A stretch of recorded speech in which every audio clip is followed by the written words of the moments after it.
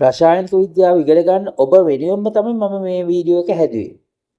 අද අපි ඉගෙන ගමු මිශ්‍ර ලෝහ ගැන, ඇලොයි ගැන. මිශ්‍ර ලෝහ හදන්නේ ලෝහ වර්ග දෙකක් හෝ වැඩි ගණනක් එකිනෙක මිශ්‍ර කිරීම මගින්. මේ නිසා මිශ්‍ර ලෝහ හදන්න පටන් ගන්නේ මීට වසර 7000කට 8000කට පමණ කලින් පැවති ලෝහ යුගයේදී. ලෝහ යුගයේ ආරම්භ වන්නේ තඹ සොයා ගැනීමත් සමග. තඹ වලින් තමයි ඒගොල්ලන්ට අවශ්‍ය වන උපකරණ භාණ්ඩ නිර්මාණය කරගත්තේ. තඹ යුගයේ ගොඩ කාලයක් පැවතුණා. මේ අතර ඔවුන් තව ලෝහ වර්ග ඒ කාලය තුලදී හොයා ගන්නවා. ඒ අතර රත්රන්, රිදී සහ ටින් පැවතුණා. ලෝහ වර්ග වලින් ඔවුන් ප්‍රධාන වශයෙන් කළේ ආයුධ හදන එක. රන් සහ රිදී ලෝහ හරි මෘදුයි, ශක්තිමත්භාවය අඩුයි. ඒ නිසා ඔවුන් ඒ වගේම කරේ ආභරණ හදන එක. තඹවලත් ඔහුන් දුර්වලතාවයන් දැක්කා. ඔය කොළ පාට වෙලා තියෙන දි รา පත් වීම, ඔක්සයිඩ් හැදිලා. ඒ වගේම එම උපකරණ වල ශක්තිමත්භාවය ක්‍රමෙන් අඩු වෙලා යනවා. ඉතින් ඔවුන් කල්පනා කරා කොහොමද දි รา යාම අඩු කරගෙන ශක්තිමත්භාවය වැඩි කරගෙන කොහොමද ආයුධ හදන්නේ කියලා. අන්න ඒ නිසා ඔහුන්ට හිතුණා ලෝහ වර්ග කීපයක් එකට මිශ්‍ර කරලා බලන්න. ඔවුන් මුලින්ම මිශ්‍ර කරපු ලෝහ තමයි තඹ සහ ටින් කියන ලෝහ වර්ග දෙක. ඒ මගින් හැදිච්ච මිශ්‍ර ලෝහය තමයි බ්‍රෝන්ස්. ලෝකඩ කියන්නේ. පසුව ඔවුන් විවිධ අනුපාත වලින් තඹ සහ ටින් මිශ්‍ර කරා. ඔවුන් බැලුවා හොඳම අනුපාතය මොකක්ද කියලා. ඔන්න ඔය විදිහට තමයි රසායනික විද්‍යාව පරිශ්‍රණ පටන් ගන්නෙ. මෙම යුගය හඳුන්වන්නේ බ්‍රෝන්ස් ඒජ් එක. නැත්නම් ඒකට කියන්නේ ලෝකඩ යුගය කියලා. මෙම යුගයේ 3300 BCE සිට 1200 BCE දක්වා පැවතුණා.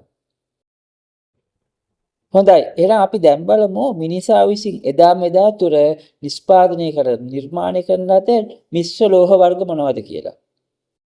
මේ තමයි බ්‍රෝන්ස් නැත්නම් ලෝකඩ කියලා කියන්නේ. තඹ 88ක් සහ ටින් 12ක් මිශ්‍ර කළ තමයි ඒක හදන්නේ. මේ තියෙන්නේ බ්‍රාස් නැත්නම් පිත්තල කියලා කියන්නේ. මෙහිදී තඹ 70ක් 60ක් අතර ප්‍රමාණයක් සහ සින් 30ක් 40ක් අතර ප්‍රමාණයක් එකිනෙක මිශ්‍ර කිරීමෙන් තමයි හදන්නේ. මේ තියෙන වාණය කියන මිශ්‍ර ලෝහය. ස්ටීල් කියන්නේ ඉංග්‍රීසියෙන් ඒකට. වාණය හදන්නේ යකඩ සහ කාබන් මිශ්‍ර කරලා. අඩංගු වන කාබන් ප්‍රමාණය අනුව වාණයේ වර්ග 4ක් තිබෙනවා. මේ තියෙන්නේ එම වාණයේ වර්ග ටික තමයි බලන්න යන්න. බලන්නකෝ කාබන් ප්‍රමාණය අනුව වාණයේ වල ශක්තිය වෙනස් වෙනවා. ඒ අනුව කරන කාර්යයද වෙනස් වෙනවා. ස්ටේන්ලස් ස්ටීල් නැත්නම් මල නොබැදෙන වාණය කියන්නේ හරිම සංකීර්ණ ලෝහ වර්ගයක්. ප්‍රධාන වශයෙන් එහි අඩංගු වෙන්නේ යකඩ, ක්‍රෝමියම්, නිකල් සහ කාබන්. මේ තියෙන්නේ ස්ටේන්ලස් ස්ටීල් හදන්න යොදා ගන්න තවත් එලිමන්ට් වර්ග කිහිපයක්. ස්ටේන්ලස් ස්ටීල් යොදාගන්නේ බොහෝ දුරට වෛද්‍ය උපකරණ සාධන යොදා ගන්නවා, ගෘහ උපකරණ සාධනට යොදා ගන්නවා. කෘත්‍ය අනුව යොදා ගන්න එලිමන්ට් වර්ග වෙනස් වෙනවා. ඒ වගේම එලිමන්ට් වල ප්‍රමාණයත් වෙනස් වෙනවා. ඒ බලන්නකො එලිමන්ට් වර්ගය අනුව කෘත්‍ය වෙනස් වෙන විදිහ. මේ තියෙන තවත් මිශ්‍ර ලෝහයක්. ඒකට කියන්නේ ඩියුරලමීන් කියලා. මෙම මිශ්‍ර ලෝහය හදලා තියෙන ඇලුමිනියම්, කොපර්, මැග්නීසියම් සහ මැන්ගනීස් කියන ලෝහ එකතු කරලා. ඒවා මිශ්‍ර කරපු අනුපාතයක් තියෙනවා බලන්නකෝ. මෙම ලෝහයේ විශේෂත්වය තමයි එය හරිම ශක්තිමත් වගේම හරිම සැහැල්ලුයි. ඒ වගේම දි รา පත් වීම මලකඩ කෑමත් හරිම අඩුයි. ගුවන් යාන සහ අභ්‍යවකාශ යාන සෑදීමට තමයි මෙම ලෝහය වැඩි වශයෙන් භාවිතයට ගන්නේ. මේ තියෙන සොල්ඩර් කියන මිශ්‍ර ලෝහය. මෙය හදලා තියෙන්නේ ටින් සහ ලෙඩ් එකිනෙකට මිශ්‍ර කරලා. ඉලෙක්ට්‍රෝන පරිපත්ත පැසීම සඳහා තමයි මෙම ලෝහය භාවිත කරන්නේ. ටින් සහ ලෙඩ් පවතින අනුපාතය අනුව එහි ගුණාත්මයන් වෙනස් වෙනවා. භාවිත කරන කාර්යයද වෙනස් වෙන්න පුළුවන්. මේ තියෙන නික්‍රෝම් කියන මිශ්‍ර ලෝහ වර්ගය. ඒක හදලා තියෙන්නේ ක්‍රෝමියම් සහ නිකල් කියන ලෝහ වර්ග දෙක මිශ්‍ර කරලා. එහි 80ක් නිකල් සහ 20ක් ක්‍රෝමියම් අඩංගු වෙනවා. මෙම මිශ්‍ර ලෝහයේ ඇති විශේෂත්වය තමයි එය සෙල්සියස් අංශක 1200ක් පමණ ඉහළ උෂ්ණත්වයට රත් කරන්න පුළුවන්. ඒ වගේම රත් වෙන විට එහි පිටතින් තුනී ක්‍රෝමියම් ඔක්සයිඩ් ස්තරයක්ද හැදෙනවා. ඒ මගින් තවදුරටත් ඔක්සිකරණය වීම වැළැක්වෙනවා. තවක් දෙයක් තමයි මෙම ලෝහයේ දැඩි විද්‍යුත් ප්‍රතිරෝධයක් තිබෙනවා. ඒ නිසා ඒ තුලින් විදුලි ධාරාවක් යන විට එය දැඩි ලෙස ගිනිහම් වෙලා උණුසුම් වන අතර ආලෝකයේද පිට වෙනවා. ඉතින් මෙම ගුණාත්මය නිසා එය විදුලි බල්බ සෑදීමට සහ හීටර් වැනි ගෘහ උපකරණ සෑදීමට යොදා ගන්නවා. මේ තියෙන්නේ මැග්නීසියම් කියන මිශ්‍ර ලෝහ වර්ගය. මෙම මිශ්‍ර ලෝහය හදලා තියෙන්නේ ඇලුමිනියම් සහ මැග්නීසියම් එකිනෙකට මිශ්‍ර කරලා. එහිදී ඇලුමිනියම් 90ක් හෝ 95ක් පමණද මැග්නීසියම් 5ක් හෝ 10ක් පමණද මිශ්‍ර කරලා තමයි එය හදලා තිබෙන්නේ. මෙම ලෝහයේද ඇලුමිනියම් වලට වඩා බොහොම ශක්තිමත් වන අතර හරිම සැහැල්ලුයි. මෙම ලෝහය මලකඩ කන්නේ නැහැ. ඒ නිසා දි รา පත් වීම හරිම අඩුයි. මෙහි ඇති ශක්තිමත් භාවය සහ සැහැල්ලුකම නිසා ගුවන් යාන කොටස් සෑදීම සඳහා භාවිත කරනවා. ඒ වගේම ඊටමත් සියුම් උපකරණ වන විද්‍යුත් තරාදු සෑදීම සඳහාත් මේක භාවිත කරනවා. මේ තියෙන බෙල් මෙටල් කියන මිශ්‍ර ලෝහය. මෙම ලෝහය හදලා තිබෙන්නේ තඹ 78ක් සහ ටින් 22ක් මිශ්‍ර කරලා. ඇත්තටම මේක ලෝකඩ වර්ගයක්. ඔය ගාන්ටාර බෙල් වගේ දේවල් හදලා තියෙන්නේ මෙම ලෝහ මිශ්‍රණයෙන් තමයි. පොඩක් හිතලා බලන්න ගාන්ටාරයක් ගහපුවාම ශබ්දය ටික වෙලාවක් රැඳී තියෙනව නේද? මෙම මිශ්‍රණ අනුපාතයේ විශේෂත්වය තමයි අන්න ඒක. සංගීත භාණ්ඩ සෑදීම සඳහා මෙම ලෝකඩ වර්ගය භාවිත කරනවා.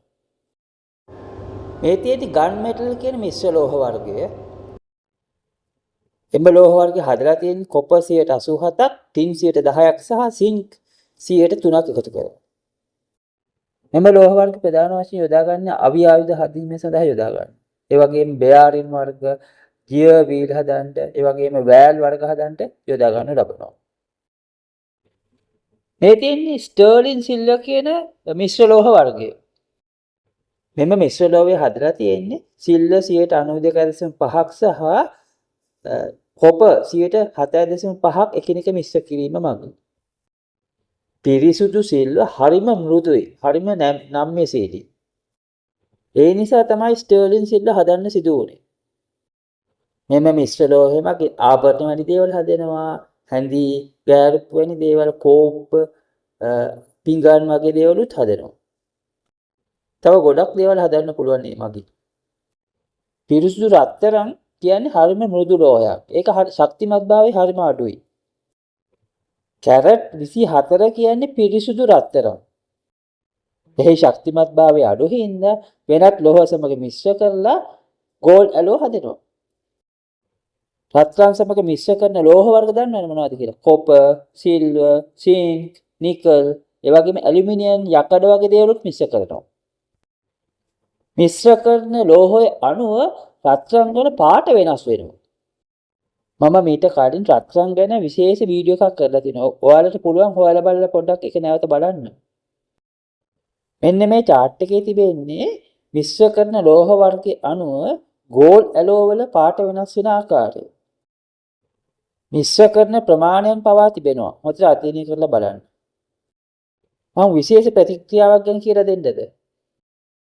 මිශ්‍ර ලෝහ හදන්නේ උණුසුම් කරලා, දිය කරලා එකිනෙක මිශ්‍ර කිරීමක් කරන්නේ. ඒ වුණාට රසදිය තුල ඔයගොල්ලන් දන්නවද කිසිම උණුසුම් කිරීමකින් තොරව රත්රන් දිය වෙනවා කියලා? රසදිය මතට පිරිසුදු රත්රන් කැබැල්ලක් දැම්මොත් ඒක එහි ප්‍රතික්‍රියා කරනවා. දිය වෙනවා වගේ දෙයක් තමයි සිදු වෙන්නේ. ඒකට හැදෙන්නේ මෙන්න මේ ආකාරයේ ඇමල්ගම් කියන මිශ්‍ර ලෝහයක්. මෙම මිශ්‍ර ලෝහයට කියන්නේ ගෝල්ඩ් ඇමල්ගම් කියලා. ගෝල්ඩ් ඇමල්ගම් වගේම රිදී ඇමල්ගම්, තඹ ඇමල්ගම්, ටින් ඇමල්ගම් ආදී වශයෙන් ඇමල්ගම් වර්ග තිබෙනවා. ඇමල්ගම් මිශ්‍රණයක් තියෙනවා. එහි අඩංගු වෙන්නේ රිදී, ටින් සහ තඹ. එම මිශ්‍රණයට කියන්නේ ඩෙන්ටල් ඇමල්ගම් කියලා.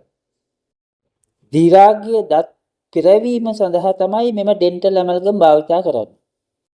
නමුත් රසදිය විසවීමක් සිදුවිය හැකි බැවින් රසදිය භාවිතා කරලා සිදු කරන දත් පෙරවීම දැන් සිදු කරන්නේ නැහැ.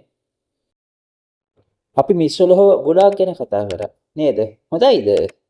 එහෙනම් subscribe කරන්න අමතක කරන්න එපා. ස්තුති නරඹුවාට තව වීඩියෝ එකකින් මුණ ගැසෙමු.